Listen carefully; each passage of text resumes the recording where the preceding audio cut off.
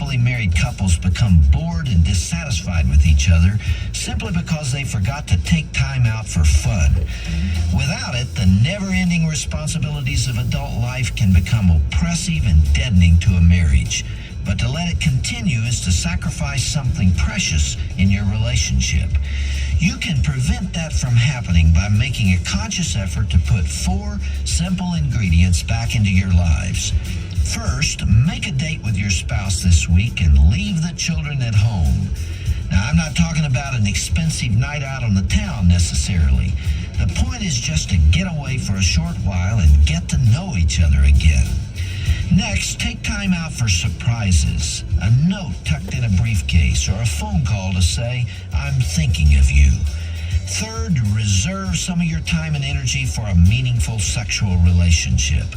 Fatigue and overcommitment are destroyers of erotic behavior, even among people who love and care for one another.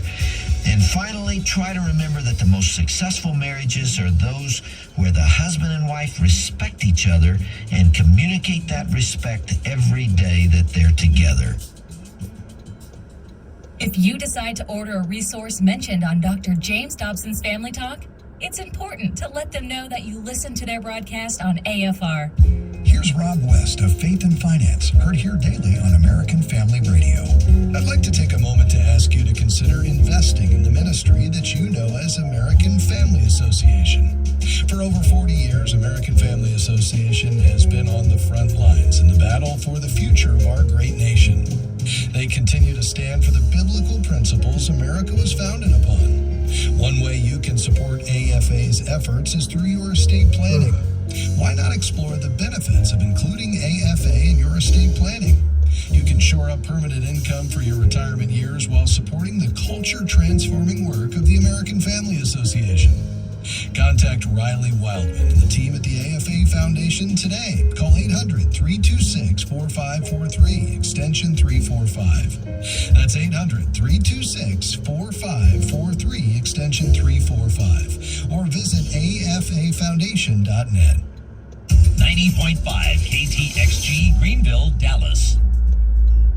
Employee, you have the opportunity to support the American Family Association through the combined federal campaign by designating a monthly payroll deduction using 12037. You help AFA continue to fight for your family. So when you complete your CFC form, remember, AFA's number is 12037. And thank you for your help.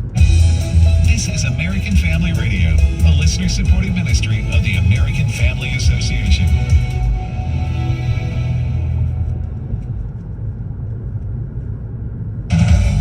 American Family News, I'm Robert Thornton. Hunter Biden was indicted today on federal firearms charges, the latest step yet in a long-running investigation into the president's son. Biden is accused of lying about his drug use when he bought a firearm in October of 2018, a period when he has acknowledged struggling with addiction to crack cocaine, according to the indictment filed in federal court in Delaware by a special counsel overseeing the case. Here's House Oversight Committee Chair James Comer reacting to the special counsel indicting Hunter Biden. That's one of about a dozen crimes that Hunter Biden's committed. And ironically, that's the one crime that he committed that you cannot tie Joe Biden into. So we'll see what happens with the other 11 or so crimes that the president's son's committed. It sounds like you're still expressing the skepticism here. I mean, the idea that you wanted an indictment from your perspective here, that's not enough. An indictment for money laundering, violation of the Foreign Agents Registration Act, tax evasion, the list goes on and on. You've never heard me say anything about gun charges. The special counsel has indicated that charges could be filed for Hunter Biden's failure to pay taxes on time. Yesterday, a U.S. District Judge issued a temporary restraining order blocking New Mexico Governor Michelle Lujan Grisham's executive order, which sought to strip the rights of citizens to carry their guns in public with or without a permit. Brian Festa of We the Patriots USA joined the Jenna Ellis in the Morning program to discuss the issue. This was a great day for not just the citizens of New Mexico yesterday, but for America, because it was a federal judge upholding the rule of law, upholding the Constitution, upholding, his oath to defend and uphold the Constitution. Remember, it's not just the governor that took an oath. All attorneys take an oath to uphold the Constitution. And the Attorney General just a day before had come out and said, Raul Torres, who's a Democrat, had come out and said he was not going to defend her in court. The judge's order is temporary. Festus said the governor's executive order was under the premise of a public health emergency. They've said they were going to explore making this more permanent and ways that they could make this more permanent. So even though it was initially only a 30-day ban, it's very clear that if the court doesn't step in and do something, that this could become a more permanent ban on the carrying of weapons. Yesterday, a federal judge declared illegal a revised version of a federal policy that prevents the deportation of hundreds of thousands of immigrants brought to the U.S. as children, but he declined to order an immediate end to the program and the protections it offers to recipients. A U.S. district judge agreed with Texas and 8 other states suing to stop the Deferred Action for Childhood Arrivals, or DACA program. The judge's ruling was ultimately expected to be appealed to the U.S. Supreme Court, sending the program's fate before the High Court for a third time. Spontaneous prayer broke out at a recent Virginia school board meeting after a woman was told she was not permitted to pray for students during her public comment time. Here's AFN's Bob Kellogg.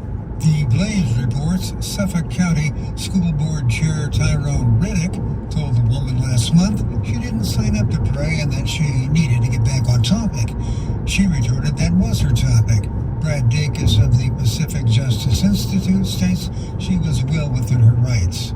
Government cannot censor speech in a public forum, like a public school district commenting period, simply because of the religious content. And this woman's constitutional rights under the First Amendment were clearly, irrefutably violated.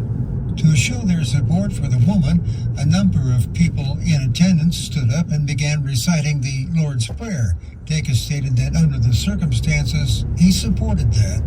While individuals are not allowed to disrupt a meeting with any kind of speech other than what they're allotted during their public comment time, this Lord's Prayer was well-deserved given the outrageous discrimination by the school board and their hostility to an individual's desire to pray.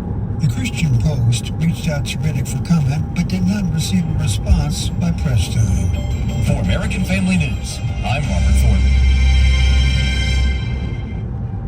Are you able to stand steadfast in this post-Christian world? Join Frank Turek, Gary Habermas, Hugh Ross, Richard Howe, and more than 40 other speakers for Southern Evangelical Seminary's 29th Annual Steadfast National Conference. No matter where you are on your faith journey, you will leave this event better equipped to penetrate the culture with the gospel and defend the truthfulness of Christianity. It all happens October 13th and 14th at First Baptist Church in Rock Hill, South Carolina. Register now at ses.edu/national conference.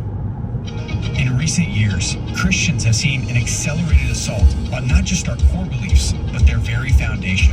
Now is the time to build on that foundation, strengthen our faith, and learn how to translate our beliefs into actions that engage the culture around us.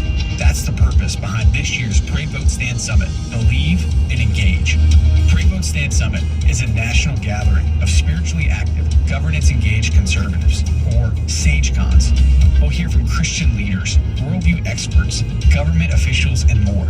We'll discuss important issues like the sanctity of life, religious freedom, protecting students, strengthening families, praying for our nation, and how you can impact America's future from a biblical worldview. Together, we can believe and engage. Join us September 15th through 17th in Washington, D.C. for this pivotal event. Register now at PrayVoteStand.org. That's PrayVoteStand.org.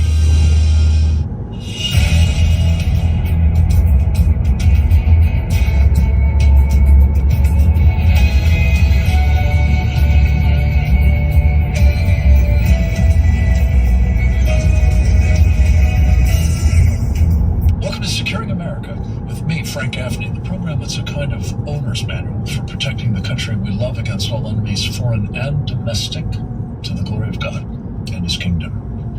We're going to be talking about a set of issues, interrelated and very, very important, with a man who I'm proud to call both a friend as well as a very esteemed colleague, a man who has devoted his entire life to protecting our country, a especially against foreign adversaries like the Chinese Communist Party, a topic on which he has been more insightful and more courageous than practically anybody else I can think of, notably in his role as a senior naval intelligence officer, including serving as the chief of intelligence for the U.S. Pacific Fleet, his last duty station at the end of a very distinguished career in the uniform of the United States Navy. His name is Captain James Fennell. He's certainly no stranger to this program or to the work we do with him at the Committee on the Present Danger China and the webinar series to which he has contributed frequently and with great effect. Jim is these days with the Geneva Center for Security Policy, not to be confused with the real one, as I'm fond of saying, here in Washington, D.C.